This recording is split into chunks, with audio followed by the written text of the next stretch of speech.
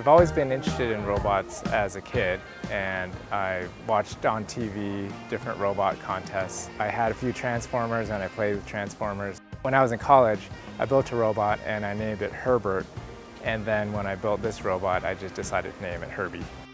Ever since I started here, I always wanted to build a robot, and I thought the computer science department should have a robot.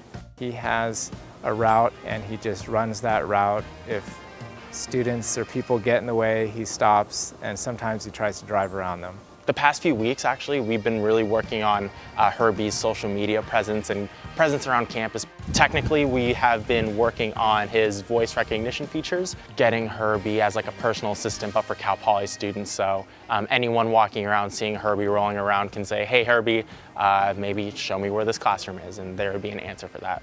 Herbie is meant to be a very kind, inviting, and approachable figure. I would like to expand where he can drive. So right now he's mapped to the computer science building, but it would be nice to move him out to other buildings as well.